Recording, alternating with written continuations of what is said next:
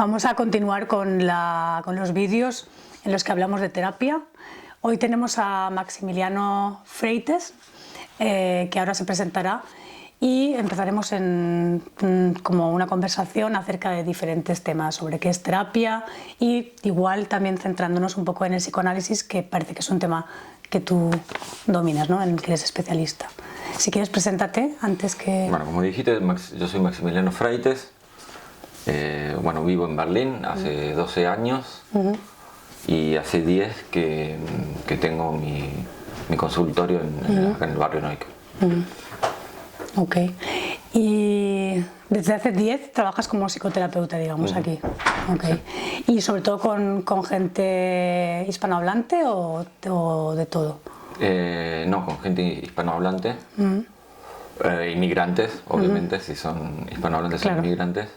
¿Y española y latinoamericana o con más? De todo. De todo mezclado, mix también. Ok, tenemos la consulta cerca. Estamos, claro, pues también está en Neukölln, ¿no? Estoy en Neukölln también. Y también trabajo básicamente con hispanohablantes, también de todo.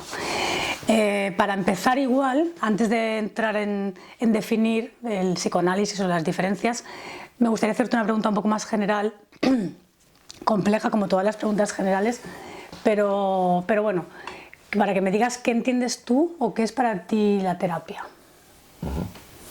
Bueno, la terapia es un proceso muy antiguo, ¿no? Como que viene de la medicina, que es para tratar una dolencia o un malestar, dependiendo, puede ser físico o psíquico. Okay, el objetivo de una terapia es solucionar algunas problemáticas, quizás podemos decir de adaptación, o actitudes o circunstancias que nos pueden ser nocivas. Ok, interesante que hayas abarcado también la parte física, me parece, como lo has hecho por definir el concepto amplio, digamos, porque terapia, claro, también es lo que yo aquí vengo un poco focalizada al psicólogo, pero también es terapia lo que hace un médico, ¿no?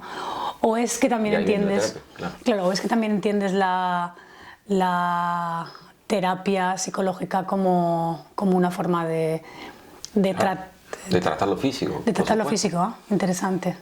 Digo, esa es la discusión de separar lo físico y lo psíquico, es una discusión antigua, aunque todavía siguen habiendo médicos que no le preguntan a sus pacientes en qué trabajan, bueno, o cómo se sienten, sino escuchar algo y diagnosticar, claro. Simplemente. Más bien, más que sigue, es como es una tendencia que va creciendo. Bueno, para mí es una cuestión un poco bastante zanjada hace mucho, ¿no? En el sentido de, bueno, ya la aparición de la psiquiatría es un poco empezar a aceptar que había algo por fuera, ¿no? Pero ya de los antiguos empezaron a ver Hipócrates, ¿no? Como que había algo de la palabra que solucionaba cosas físicas o las mejoraba. O sea, hay algo, hay un plus que hace que uno a lo mejor sufra más una dolencia por procesos psicológicos, inclusive de mejorar a través del proceso psicológico. Okay. Esto lo hablamos también con David el otro día, porque en Alemania hay esta forma de proceder, digamos, que hay que descartar las dolencias físicas antes de comenzar una terapia, o sea, como que eso que tiene su sentido también, ¿no? Porque también hay una parte que hay que tratar igual físicamente, pero tú sí que trabajas, tú al trabajar sí que incluyes también los síntomas físicos dentro de lo que es tu, digamos, forma de entender o de interpretar la sintomatología, o sea. Claro, bueno, porque hay una sintomatología y creo que sería también un error no prestarle atención a esa dolencia, claro, esa parte. Obviamente nosotros, puede haber una persona, no como la histeria típica, famosa, tengo un determinado dolor o la hipocondría, ¿no? Y no tienes nada. Y puede llegar a ser un error muy grande de un terapeuta, ¿no? Como tomar que es algo psíquico o un autoengaño de una persona cuando puede ser una dolencia. Y entonces es peligroso. Entonces, obviamente muchas veces tiene que ir al médico o inclusive al psiquiatra. ¿No? Entonces, nosotros tenemos que descartar siempre lo físico antes de meternos a trabajar para ver de dónde viene eso, de revertir eso, ¿no? Creo que es importante. ¿Y una vez descartado? ¿Qué haces con el síntoma? No, ¿Lo bueno, vuelves a incluir o...? ¿Cómo? Digo, una vez descartado, porque, digamos, vamos a ver, por ejemplo, te pongo mi ejemplo. Yo trabajé durante mucho tiempo en un hospital de epilepsias, de psicóloga, de neuropsicóloga más bien, pero también hacía, o sea, una parte de terapeuta familiar, digamos, o de terapeuta de hablar con los padres y de analizar la situación en casa, de mirar cómo se desenvolvían los niños en el colegio. Pero dentro de la institución que analizaba, que diagnosticaba si el niño tenía epilepsia o no tenía epilepsia, se hacía, digamos, esta separación clara, que cuando un niño mostraba el síntoma, el ataque epiléptico, ¿no? En sus diferentes variantes, que es infinito, pero cuando lo mostraba podía ser físico o podía ser psíquico. La diferencia que se hace en epilepsia, que es un trastorno muy interesante porque durante mucho tiempo se consideró psicológico, y cuando se inventó el electroencefalograma y se descubrió que había un correlato físico, pasó a ser un trastorno neurológico, ¿no? Y quedó el resto, digamos, la parte de personas que tienen el síntoma pero no tienen el correlato. Quedó como un resto, digamos, que no se puede incluir en la neurología y pasa a ser somatización, ¿no? Pasa a incluirse en el tema de somatización. Entonces mi pregunta aquí sería, tú harías esto puede pasar con cualquier trastorno, ¿no? Al final la persona muestra síntomas y puede ser que tengan una base física o puede ser que no la tengan. Supongamos que la tienen, ¿no? O sea, el niño que tiene epilepsia y que además tiene un correlato neurológico, ¿qué hace el psicólogo en este caso? ¿Qué harías tú? ¿Incluyes el síntoma como parte del trastorno global o lo separas como algo que tiene que ver con el cuerpo? No, o sea, lo que pasa es que muchas veces cosas del cuerpo tienen una implicancia muy grande, un condicionamiento muy grande en la vida social. O sea, un dolor puede hacer que una persona no pueda trabajar, no pueda concentrarse, y bueno, un dolor de muela puede hacer que una persona tenga mal humor. Digo, entonces uno tiene que ver todo, me parece, ¿no? Claro, esto sería, en realidad, la pregunta es la misma con la que hemos empezado, ¿no? ¿Hasta qué punto, si la cuestión del cuerpo y la mente, digamos, no está separada, podemos tratar a estas dos personas como cosas separadas, ¿no? Como el diagnóstico, ¿sabes? Lo que pasa es que este es un tema también muy actual también para nosotros como psicólogos, ¿no? Como el hecho de separarse de la psiquiatría, ¿no? De lo físico, que en realidad hay que verlo un poquito más holísticamente, ¿no? Y cómo cualquier tipo de afección puede tener una consecuencia en la vida psíquica y relacional con la gente. Una consecuencia o incluso una causa, ¿no? O una causa, claro. Claro, al final es todo, ¿no? Ni consecuencia ni causa, es todo. Por eso no creo que te ayude mucho separar eso, obviamente. Quizás en esto, por ejemplo, en esto de la histeria antigua, esta de Freud, ¿no? Como que puede venir un paciente con, no sé, uno de los primeros casos de Freud es Elizabeth, que tenía un determinado dolor en una pierna. Después de descartar que sea una afección física, Freud empieza a tratar de interpretar, ¿no? Como que, bueno, ahí se apoyaba el padre en su momento de enfermedad, entonces esa zona se erogenizó, como dicen, ¿no? Y, bueno, que no sé si es muy atinado en esta época. En esta época. Claro. Pero bueno, ahí hay un claro ejemplo de cómo se entrama quizás lo físico y lo psíquico. Podemos hablar que no está bien separarlo quizás. No, es que mi experiencia en epileptología, que de hecho yo te diría que es la continuación de la histeria. Al final, los pacientes adultos y también pequeños con epilepsia muestran esos típicos síntomas que analizaba Charcot y Freud en la histeria, ¿no? Es como hasta ataques psicógenos hombre, el tema este de doblarse, que era tan típico con no sé cómo se llama técnicamente, pero arquearse, ¿no? Como en la histeria. En casos de, por ejemplo, abuso sexual, a veces las personas mostraban síntomas que resignificaban el trauma de alguna manera. Y También está la capacidad de la gente, perdón que te interrumpa, pero de imitar, ¿no? De si uno se identifica con determinado dolor, ¿no? Y entonces puede sentir lo mismo, imitarlo, ¿no? En el sentido de...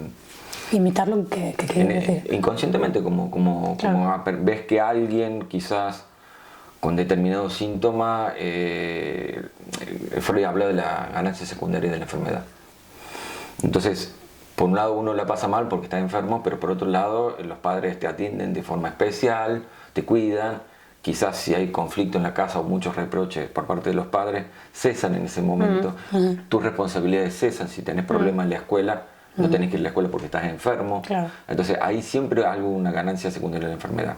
Y más interesante que la secundaria me pareció siempre la primaria, que no sé, que es el valor que tiene la enfermedad, ¿no? Creo, es que si no recuerdo mal, o tú me lo dices que tú eres el experto, pero si no lo recuerdo mal, la ganancia primaria de la enfermedad es la función que cumple a la hora de, digamos, quedarse en el síntoma y no mirar detrás de lo que puede significar, ¿no? Como Sí. ¿Estoy equivocada? Dime por qué. No, lo que estoy pensando es decir, lo que es la ganancia secundaria es que yo no quiero estar enfermo, ¿no? Me dio una gripe, ¿no?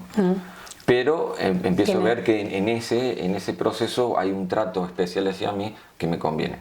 Eso es lo más fácil de entender. Después hay, por ejemplo, muy conocido quizás la sumisión, ¿no? La sumisión. La sumisión, como no decir lo que te molesta, lo que sientes, como una forma de sostener el amor, por ejemplo, ¿no? Claro. Que te va dañando, no lo detectas, pero en ese aspecto, ¿no? Como que podés sostener una relación. O sea, como que el síntoma expresa lo que tú no puedes decir y en el mejor de los algo casos... está funcionando mal. Claro, ¿no? en el mejor de los casos consigue lo que quieres conseguir, ¿no? Sin decirlo, sí, pero a través del síntoma sería. Okay. Se muestra a través del síntoma, pero el síntoma como que sostiene una relación. Por eso es muy importante. Yo no sé si del psicoanálisis, pero un poco en nuestro trabajo, ¿no? Como que el psicoanálisis lo critica mucho, ¿no? Pero esta pasión del analista o del psicólogo, ¿no? De curar, de comprender, de entender, de ayudar al otro, que el psicoanálisis dicen eso no puede estar en el analista. No tiene que haber esa pasión de curar. Claro, la pasión, creo que ese sería el problema, ¿no? Igual, porque una cosa es la pasión de curar, creo yo. Bueno, ahí está el tema pasión y el tema curar y el tema comprender, ¿no? Yo creo que el comprender, o desde mi punto de vista, sí es una necesidad, ¿no? Sí no sé si decir la pasión de comprender, pero un poco te hablo desde mí. Sí hay una pasión, no sé si lo llamaría pasión, pero un interés grande en el hecho de intentar comprender a la persona que viene en su individualidad, ¿no? Es como, eso es algo que desde el psicoanálisis no se... O sea, lo que se dice un poco con la técnica psicoanalítica es, al principio, ¿no? Es como que uno tiene que ser como una caja vacía, ¿no? El paciente viene con un problema y cree que tú tienes la solución. Entonces, lo que llaman ahí el sujeto supuesto de saber. Es decir, creen que tú tienes un saber para curar.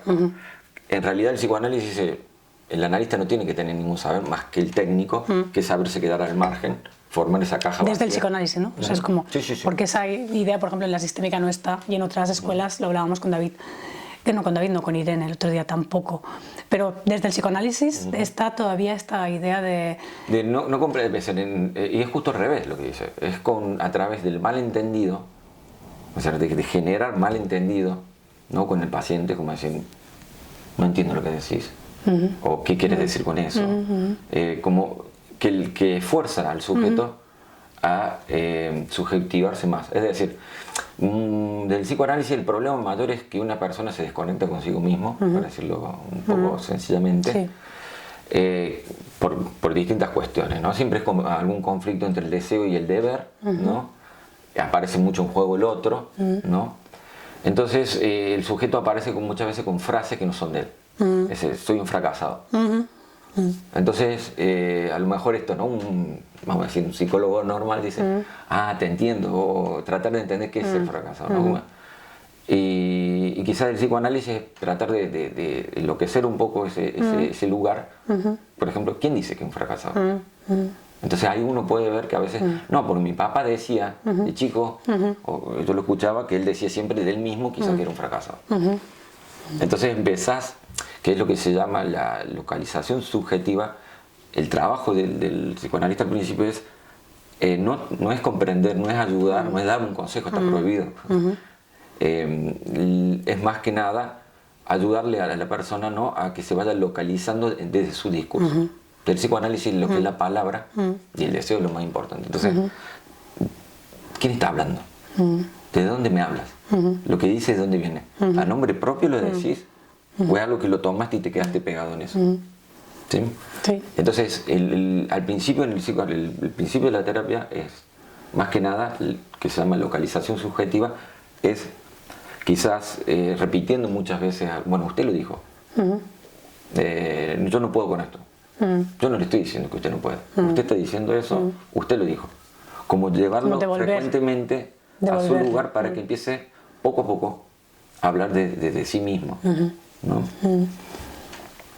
Y ahora llevas 10 años trabajando.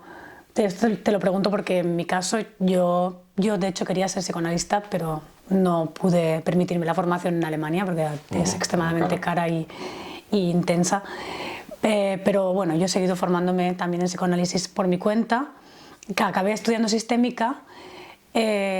Con la cognitivo-conductual tengo bastante distancia y resistencia, tengo que decir, no, aunque hay técnicas de la cognitivo-conductual que me parecen interesantes también, pero al final, y luego me empecé a interesar por la terapia existencial también.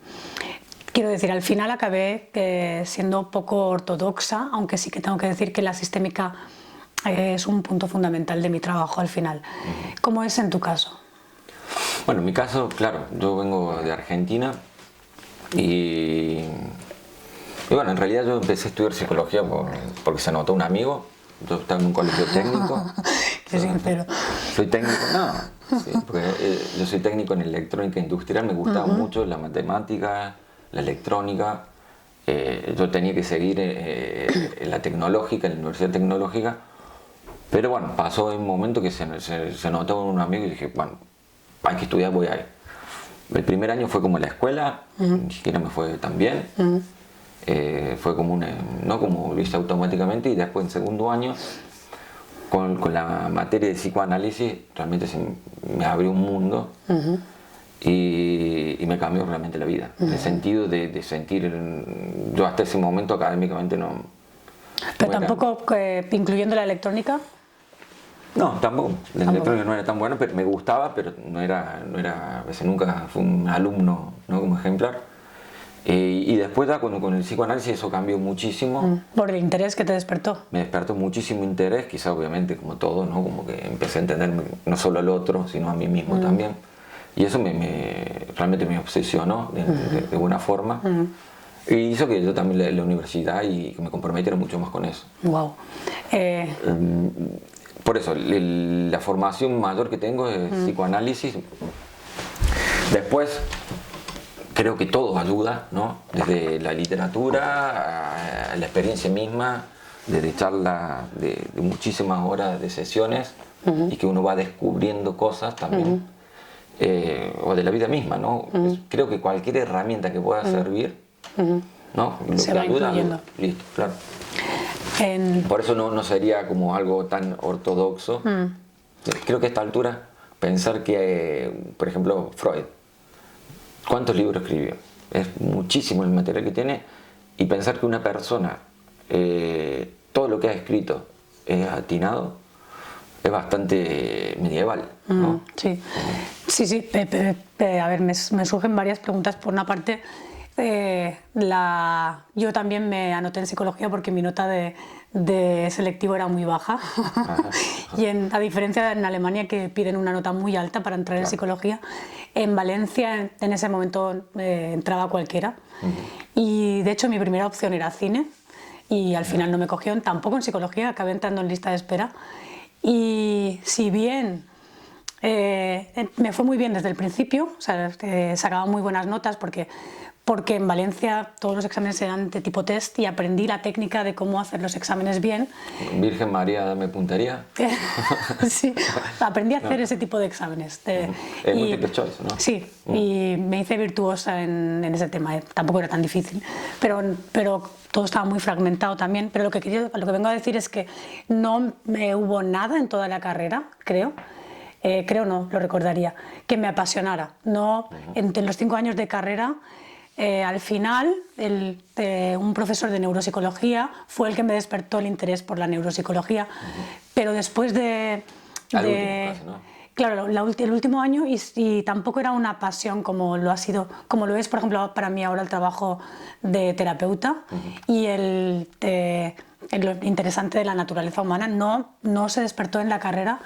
Y sin embargo sí leyendo textos como Freud en la praxis, en el trabajo, por supuesto, escuchando las historias de pacientes, pero por ejemplo leyendo sobre psicoanálisis, que en la carrera en Valencia no vimos a Freud más que en historia de la psicología y nunca leímos ningún texto ni nunca se nos recomendó leer ningún libro, ¿no? Que luego me parece increíble, yo luego he leído mucho y me parece increíble porque de ahí viene un poco todo. La psicología. Sí, sobre todo la terapia, ¿no? Pero bueno, esto es un tema de cada sociedad, ¿no? Que se adscribe a un tipo de... Sí, no, y el rechazo también que puede haber provocado, ¿no? Hay como un rebote en eso también, ¿no? Que todavía sigue, ¿no? El rechazo al psicoanálisis. Sí. Es como... O sea, yo sinceramente, y no creo que nunca lo podré defender, o no me interesa defenderlo, pero de todo lo que conozco es muy interesante, pero lo podemos decir no solo a nivel psicológico, sino a nivel sociológico, antropológico, literario. O sea, ha sido un tipo muy observador, muy detallista y también está la pasión, ¿no? por descubrir, por experimentar, por buscar. Claro. Pero justamente una de las cosas que se le acusan a Freud, y que además mi padre también es psicólogo, y no le gusta nada el psicoanálisis, y una discusión constante entre mi padre y yo era el psicoanálisis, y yo defendiendo a Freud y él acusándolo, pero justamente una de las acusaciones que mi padre también ha hecho, pero que es general, es la de que el psicoanálisis no es científico, que a mí me parece una acusación, no sé si decir, o sea, por una parte con respecto a Freud totalmente injustificada, porque me parece que es uno de los pocos científicos o sea, científicos en el sentido más amplio de que llegan a entender que hay cosas que no se pueden entender con los métodos de la época y amplían, digamos, el abanico, ¿no? Y entonces, claro, lo que descubren ya no puede ser comprobado, pero precisamente ahí radica el hecho de ser científico, sí, ¿no? La pasión científica la tiene. Después hasta el día de hoy el psicoanálisis no se puede corroborar. Pero quizás es que hay cosas que no se pueden corroborar, ¿no? Que tampoco no hay un problema con eso, ¿no? Claro. Porque, bueno, según para quién, ¿no? Sí, pero en el sentido de decir, hablemos de los manuales psiquiátricos, de cómo podés determinar el futuro de una persona a partir de un manual, ¿no? Como si así un poco multiple choice también. Si la persona tiene 5 de estos 10 síntomas, va y toma esta medicación y tiene el tratamiento, ¿no? Y es como quizá un desconocimiento muy grande del humano, son muy complejos. Claro. Entonces, lo que yo digo, me duele, puede venir, puede ser algo no negativo. O hay personas, ¿no? Esas madres sufridoras, cuando dicen me duele es porque tiene un pie en la tumba, ¿no? Y otra persona un poco más delicada dice me duele y es, bueno, digo, entonces es muy difícil, está deprimido, es muy deprimido. ¿Qué es lo que es estar deprimido? Y no antes salía con A, B, C. Esa es la cuestión, cada caso es particular. Claro, un tema del lenguaje también, ¿no? Y eso es el psicoanálisis. Claro. El lenguaje, hay un desfasaje. Claro.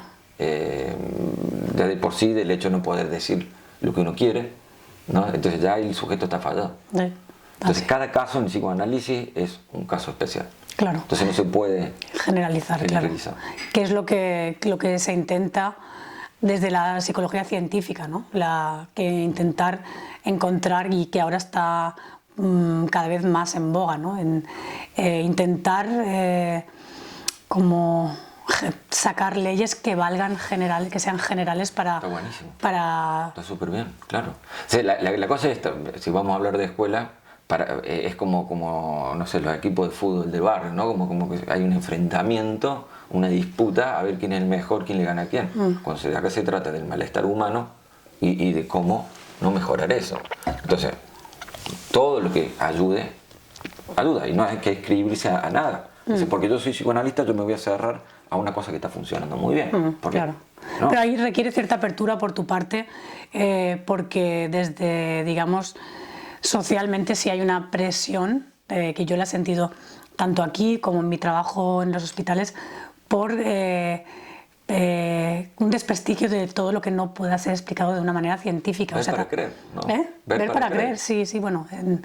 En el Hospital de Epilepsias, por ejemplo, es como... Bueno, es lo que es un paradigma al final, un paradigma que te dice que puedes observar y que no debes observar porque no lo puedes expresar en términos de la ciencia que rige en ese momento, ¿no? Entonces, digo, a la hora de trabajar, obviamente, un psicoterapeuta no puede trabajar con las herramientas que le proporciona solo la ciencia, porque son insuficientes, ¿no? Porque uno trabaja por la observación y por ese conocimiento que va adquiriendo de diferentes fuentes de la naturaleza humana, ¿no? Claro. Que no es asible de una manera general, que es lo que pretende la ciencia. Pero sí que creo que existe, claro. Yo, por ejemplo, ahora que no trabajo en una institución lo siento menos, pero al haber trabajado 15 años en instituciones, esa presión la he sentido mucho, de cuidado con lo que dices, porque si no es algo científico no va a ser tomado en serio y simplemente... Bueno, pero claro, y a nivel institucional eso es así. Claro. Quizá también te ha pasado, no sé, de algún paciente que tenga algún tipo de problemática laboral o económica que necesite un diagnóstico tuyo y tú te tienes que adscribir al CIA-10 o el SM4 o el SM5, ¿no?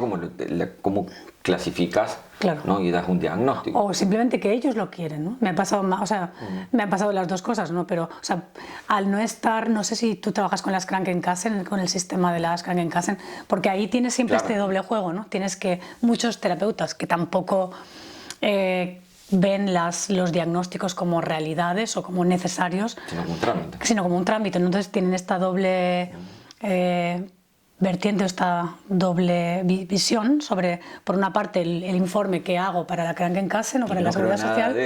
Claro que es como una descripción en base a ciertos parámetros objetivos, por otra parte, el trabajo que voy a hacer. Pero sí que me ha pasado, y esto me ha pasado mucho, no sé si a ti te pasa también, que alguien viene con de repente, después de un proceso de terapia que ya ha empezado, ¿no? Que de repente se plantea la pregunta si esto no será una depresión, no será... Entonces yo pregunto, ¿pero a qué te refieres? ¿No? Es como, porque para mí, desde la sistémica también, bueno, ahora que ha entrado, digamos, a trabajar con la Seguridad Social, tiene que también tener esta doble vertiente, pero cuando yo estudié todavía no estaba, digamos que no podía trabajar con la Seguridad Social, y la sistémica viene de un rechazo a los diagnósticos, digamos, también, o sea, originariamente. Y entonces esta pregunta, como sorprenderme un poco, tampoco, ¿no? Porque al final sabes que la gente tiene una idea de la psiquiatría como existe socialmente, ¿no? Hay un manual, hay unos diagnósticos y pues se pueden tomar como realidades, ¿no? Pero el tema es este corte que hace la gente entre, bueno, estamos hablando aquí de cosas de mi vida, pero ¿y si es una depresión real y entonces necesito medicación? ¿No? Es un poco, cuando he indagado más, muchas veces viene la pregunta del corte. Quizás estamos tratando esto como una crisis, pero en realidad esto es una depresión con valor psiquiátrico y con la necesidad. Claro. ¿Te ha pasado a ti algo? O sea, ¿tienes esta experiencia también o cómo? Sí, no, obviamente. A veces no que, bueno, me han pedido alguna vez, ¿no? Como que le ponga nombre. Eso. Claro. Al parecer, me explico quizá esto, ¿no? También como que pues, no la considero como que esté enferma. Porque también es mucho eso, ¿no? La noción de enfermedad, ese concepto y que te enferma. Claro, ahí creo yo que haber entendido que esa es la ganancia primaria. Cuando yo soy, y el peligro, ¿no? Es como de doble filo. Cuando yo estoy enferma, tengo una depresión, también me desprendo de una responsabilidad. La ganancia secundaria. ¿Es secundaria? Ok. Así se lo define, ¿no? Como si yo entro en un pozo depresivo muy grande, mis padres me hacen un giro de dinero todo. Claro, pero eso es hacia el padre, ¿no? Pero digo, hacia uno mismo, ¿no? Cuando, por ejemplo, en el proceso de terapia, vamos a no ponerle nombre porque igual lo he entendido mal, pero el hecho de tener un diagnóstico y de saber que es un trastorno real, ¿no? Físico, por ejemplo, que lo físico y lo real siempre para algunos pacientes están mucho más cerca que lo psíquico y lo real. Si es un trastorno real, igual todo esto que estamos hablando es innecesario y tiene sentido tomar un medicamento.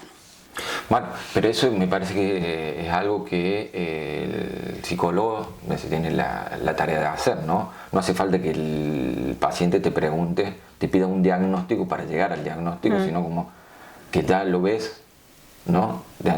Porque lo estás viendo semanalmente, decir, mira, está bien lo que estamos haciendo, pero vamos a necesitar una ayuda externa de, por ejemplo, porque hay mucha ansiedad y con tanta ansiedad, no solo que no se puede trabajar aquí, sino no puedes trabajar por fuera, entonces sí es necesario que se le entra alguna otra cosa, ¿no? Lo que pasa que pero ahí... no hace falta que el paciente te No es que haga falta, es que a mí me pasa una cosa... Pero yo creo que, perdón, pero quizá por la experiencia que yo he tenido, es la necesidad de poner un nombre a las cosas. ¿Qué tengo? ¿No? Sí, eso también. ¿Qué tengo? Con que me des un nombre, yo ya sé qué es esto. Entonces después puedo ir a mi casa y buscar en internet. Claro, pero ese es el peligro. Ese es otro. Sí, son muchas cosas, claro, al final. Son diferentes cosas que se asocian con un diagnóstico. Claro, por una parte, yo tengo que decir, no, o sea, no contraria a los psicofármacos, pero sí bastante reticente porque he trabajado mucho con, lo has visto, claro, con niños dopados, digamos, por decirlo simple y llanamente, y he visto las consecuencias a largo plazo, ¿no? Cuando un niño tiene que tomar medicamentos durante mucho tiempo y está, digamos, minimizado en sus funciones mentales y de repente de adulto o de adolescente le quitan el medicamento y es otro niño, soy bastante reticente. Esto es una cuestión de mi experiencia. Dentro de lo posible. Claro. Entonces, pero claro, hay momentos donde te llegas a decirle, mira, pues sí, visita a un psiquiatra. En una psicosis, en una depresión grave. Claro, psicosis, pocas. En un caso borderline, o mucha ansiedad. Mucha ansiedad, claro. Eso sí, pero cuando el paso viene de mí, digamos, yo explico todo esto. Es como yo lo veo, ¿no? Como yo lo veo como una ayuda, no no lo veo como un corte. Ese es el tema. Y esa era más mi pregunta, ¿no? Como un corte entre hasta aquí era una crisis y a partir de aquí empieza una depresión, hasta aquí es mental, a partir de aquí es físico, hasta aquí era algo, digamos, bueno, que se puede trabajar psicológicamente y a partir de aquí es algo que tiene valor de enfermedad y que entonces tiene que pasar a ser algo más médico. En ese sentido, algunas veces me ha pasado de que la persona que viene tiene una idea distinta a la mía, digamos, de enfermedad y salud, ¿no? Que esta podría ser una pregunta también. Con esta podríamos... enfermo, por ejemplo, eso, yo, salvo algunos casos, más graves, ¿no? Que me ha tocado tener ahí en el consultorio, no trabajo con enfermos. Se puede tener, no sé, una neurosis obsesiva grande, una ansiedad, pánico, fobia, un montón de tipos de problemas, pero yo no considero eso como problemático. En algún momento lo he dicho más de una vez en chiste, como que me ha pasado quizás a ti también, ¿no? Como viene un paciente, te cuenta su historia y sí, pero es menos de la mitad de lo que me pasa a mí. Mi vida está bastante más jodida que la tuya, ¿no? Como en chiste, pero es como... Claro. Bueno, yo no me veo tan distinto a esa persona que yo tampoco, o sea, yo ahí te coincido. En el sentido de decir, y esto tajante, ¿no? Como quizá la salud, enfermedad. Claro. Yo soy el doctor y tú eres el enfermo, ¿no? Como... No. Capaz que para nosotros es más fácil eso con la psicología, ¿no? En ese sentido, en Alemania, o sea, parte de que a mí me parece que está muy bien, parte de la formación implica la terapia del futuro psicólogo, ¿no? O sea, que todo psicólogo que vaya a trabajar con la seguridad social y haga digamos, la formación formal tiene que pasar por un proceso de terapia él mismo, ¿no? Y yo no hice yo pasé por el proceso de terapia por mis motivos personales y de hecho te diría que es que es de lo que más he aprendido. De hecho, casi te diría que es lo que a mí me fascinó, como tú decías antes, que te fascinó el hecho de conocerte a ti mismo al estudiar en psicoanálisis durante la carrera. Para mí la fascinación viene de, wow, esto funciona. Y esto además me ayuda a entenderme, ¿no? De un proceso personal. Coincido contigo en que yo no veo esa separación para nada entre mí. O sea, ves diferentes patrones, se dice desde la sistémica, o es mi forma de hablar, de comportamiento y de afrontamiento de los problemas, pero no una línea dicotómica que te separa de ellos, ¿no? Como ser humano al final. Como ser humano con una problemática. Claro. ¿No? Pero es muy importante eso porque el título, el mote de estar enfermo da estigmatiza a la gente y enferma. Tenemos que tener mucho cuidado con las palabras, ¿no? y con catalogar, porque no puede haber una afección física, pero si ya uno lo cataloga, puede haber un 30 o un 40% más de complicaciones por cuestiones ¿no? psicológicas, ¿no? Claro, como empezar a obsesionarse, preocuparse, estoy enfermo y ahora qué. Claro, ¿no? o leer según qué, ¿no? Por ejemplo, el tema de la cronicidad, ¿no? Si tú pones un diagnóstico y el que sea, y como por ejemplo un trastorno de personalidad, ¿no? Que son bastante estables, y la persona busca en internet y ahí se puede encontrar de todo, ¿no? Y encuentra que es algo que no crónico o que no se pasa o que tiene que hay que vivir con las fases recurrentes o en casos extremos como una psicosis, que es algo una esquizofrenia, no una psicosis, una esquizofrenia que es un trastorno que digamos no tiene cura. El hecho de leer eso tiene una influencia en el curso del trastorno, ¿no? Depende de cómo lo tomes también, claro, pero si te lo crees, si lo tomas, no es que era real y luego te sucede, es que tú también has contribuido a que eso sea así. Y eso también lo vi, por ejemplo, en el hospital de epilepsias, que al ser un trastorno crónico, había niños que habían tenido un ataque epiléptico a la edad de 4 años y tenían 18, jamás había habido otro, pero tomaron medicación todo el tiempo y seguían considerándose enfermos, claro. A veces porque las madres o los padres tenían miedo y estaban constantemente, o sea, acudían regularmente a todos los controles, y eso hace algo con sobre todo si es de niño, ¿no? Pero bueno, yo creo que el principal motivo no es para que se protegiera al paciente, en mi caso no es para proteger al paciente, sino porque realmente no lo pienso, ¿no? de ese modo. O sea, es una problemática y somos 2 personas que estamos acá trabajando para eso, para tratar de resolverlo. Claro.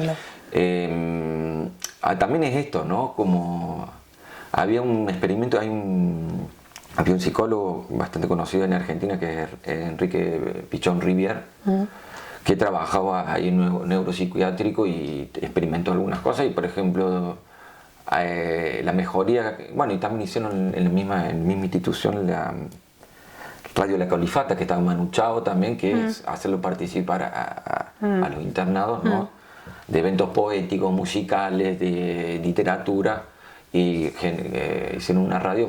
Entonces eso ayuda mucho en la psicosis para estabilizar, ¿no? Claro. Y lo que había hecho Rivière antes era como, por ejemplo, hay una cancha de fútbol, vamos a jugar al fútbol, jugaban los psicólogos, los médicos y el que dirigía, el juez, el árbitro, era uno de los internados.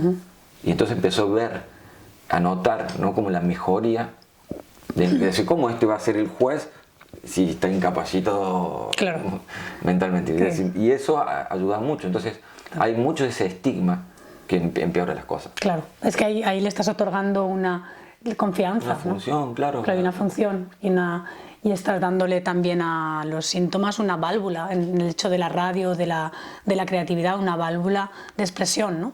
Claro. Que no patologizada. Si estás loco no puedes hablar, ¿no? Claro. Sí. Si estás loco en el barrio se ríen, ¿no? Entonces, ¿qué pasa? Durante años sin poder expresarte, sin poder desarrollar Entonces, quizás a lo mejor después de 20 años, tú no sabes si lo que tiene esa persona es tanto tiempo de medicación tanto tiempo Claro, en no no se puede poder separar desarrollar nada, claro. su voz, su Claro. intelecto. Claro. Entonces, claro, lo veis y decís, bueno, Claro. está mal, quiero decir, pero quizás las otras cosas Claro, que te han tienes que... influenciado muchísimo también. Claro, eso es el tema de no ver a alguien, que creo que también es algo del psicoanálisis, ¿no? Bueno, y de la terapia en general, pero no ver a alguien como el momento de un proceso, ¿no? En el que ha habido diferentes experiencias vitales y diagnósticos o terapias. Y entonces en un momento lo observas y puedes ver síntomas que son reales y que están ahí, pero todo eso tiene una historia, ¿no? Y esa historia te ayuda a verlo como algo normal, ¿no? De algo que le Que puede... también muchas veces de eso, de normalizar. Claro, que le podría pasar a cualquiera, ¿no? Y esa es otra de las preguntas que de hecho, la pregunta en principio sería ¿qué es para ti la enfermedad mental? Que lo estás diciendo, pero como hemos estado hablando de esto, no te la voy a hacer. Bueno, lo que hay algo de la enfermedad es un constructo social, ¿no es cierto? Eso lo hemos hablado quizá en algún momento, ¿no? Si uno se pone a ver, la psiquiatría no es tampoco muy vieja, ¿no? No tiene 2 siglos la psiquiatría, así ya como científico. Pero en el Vaticano, ¿no? Para otorgarle a alguien, ¿no? Un estatuto de santo, uno de los requisitos es haber hecho por lo menos un milagro fehaciente, ¿no? Como que haya testigo de que ha hecho. Y los milagros son de curar a una persona incurable, de volar, de hablar con Dios, de haber luchado contra el diablo. O sea, en aquella época, una persona que no había psiquiatría, sino que decía, vine, y Dios me está diciendo esto, era un Mesías. Claro. O más tarde era un santo, que pasaba por un proceso, ¿no? O el Santo Tomás también, ¿no? Como escribir, ¿no? Como del peso de los ángeles, ¿no? Como cuestiones metafísicas, filosóficas, ¿no? Como de justificar cosas psicóticas. Que entonces, una persona en aquella época podía ser Cristo y en esta época estar en un neuropsiquiatra con los mismos síntomas. Claro, porque la locura la decide la mayoría, ¿no? El constructo social, claro. Lo que está bien y lo Claro, pero la pregunta que te quería hacer es, ¿crees que existe la salud mental? Sí. ¿Y qué sería para ti? Lo primero, lo más feo que voy a decir, que es estar adaptado al medio, pero en el sentido de, no de esto capitalista, sino un poco, ¿no? Como la ausencia de conflictos graves con el otro. Freud, eso está bueno de Freud, que decía, después de mucho tiempo, al final de su vida, como para resumir el psicoanálisis, decía que la salud es la capacidad de amar y trabajar. Esos son los 2 pilares. Pero claro, aquí me conflictúa un poco el hecho de que qué pasa cuando una sociedad está enferma, ¿no? Está adaptado a la sociedad, y además que la enfermedad de una sociedad siempre se diagnostica a posteriori, ¿no? Es como que, por ejemplo, digamos en la época, por poner un ejemplo como muy banal, pero en la época del nazismo, donde lo normal eran ciertas conductas, ¿no? O ciertos pensamientos, estar sano significaría estar adaptado a eso, ¿no? Al final. Claro. En ese sentido es como un concepto relativo de salud, ¿no? La salud como adaptación... Es que la salud depende muchísimo del otro. Entonces, sí, en eso estoy claro. Yo cuando me estaba dando este ejemplo del nazismo, una persona que creía que eso no era justo, estaba loca, estaba mal, hay que eliminarla. Claro, ¿no? claro. Por eso puede cambiar, pero la salud es con el otro. Y la posibilidad, si una persona enferma, ¿no? Es una persona que no tiene posibilidad de amar, de desarrollar el amor, de construir, de trabajar, y encontrar placer en eso. De sentir la confianza con un otro, bajar la guardia más seguido, ¿no? Como que vaya construyendo. Claro, y trabajar que igual más en el sentido no tanto de adaptación, sino de generatividad de alguna manera, ¿no? Porque puedes trabajar, pero que tu trabajo no esté reconocido o remunerado social. Sí, o que no te guste. Claro, por eso que como trabajar, no sé en qué sentido lo diría Freud, conozco esta frase. De hecho te voy a contar una pequeña anécdota de cuando hice mi página web y quise poner esa frase como que una persona sana es aquella que puede trabajar y amar, y mis amigas alemanas me recomendaron que no la pusiera porque como que daba unas expectativas demasiado bajas a la gente, y al final no la puse otra, pero me parecía interesante. Pero bueno, a posteriori me pregunto eso, ¿no? Como trabajar en el sentido de estar adaptado a la sociedad tiene su punto de salud, ¿no? De sentirte parte de una comunidad al final, pero puede tener también un punto de falta de sentido, ¿no? Cuando la adaptación sucede a costa de, digamos, tus necesidades genuinas de... Bueno, por eso, claro, el equilibrio sería un poco entre el otro y yo. Vos lo habrás notado en tu práctica, ¿no? Como muchas veces las personas vienen y lo que está sufriendo es el estar muy abierto al otro, ¿no? Ser querido a costa de callar mis deseos, mis quejas, y el juego es yo me adapto. En vez de opinar, yo me adapto. Es lo que has dicho antes, lo del deseo y el deber, ¿no? Me gusta esa distinción que has hecho, Bueno, el conflicto entre... Es muy importante en el sentido de decir, ya de por sí, el deber es súper yoico, ¿no? Entonces siempre es una instancia, ¿no? Como el policía interno, ¿no? Una instancia crítica, ¿sí? Y el deber tortura, en el sentido de decir, más allá de lo que tú quieras, hay que hacer, hay que hacer. Entonces, si hay mucho, una presencia muy fuerte del super yo, aparece mucho este deber, o mucha culpa, mucha crítica, y eso va pisoteando el deseo. ¿Y qué es lo que pasa? El síntoma es cuando le perdés el deseo, porque empezás a vivir una vida que no tiene nada que ver contigo.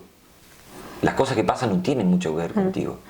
No te sentís querida, no sentís que las cosas fluyen. ¿Por qué? Porque te estás desconectando contigo misma por un método que funciona en una época. ¿No? Como que yo, no sé, si todos dan 5, yo doy 7. Claro. Entonces, obviamente, socialmente a todo el mundo le conviene. A tu jefe en el trabajo le conviene, a tu novio le conviene, a tus amigos le conviene. Claro. Entonces te funciona. Pero como las arcas de la autoestima, poco a poco se van quedando vacías, ¿no? Entonces ahí uno puede ver, es decir, bueno, quizás ¿por qué pensás que tu moneda no vale igual que los otros? O este juego que todos dan 5 y da 7, ¿para qué?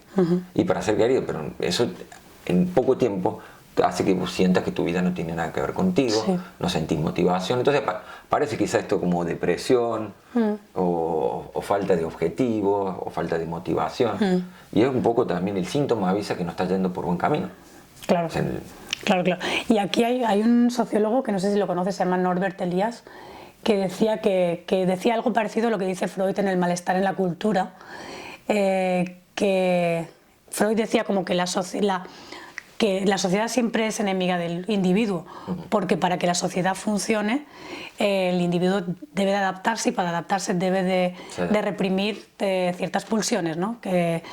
Y que la civilización consiste en la represión progresiva de esas pulsiones.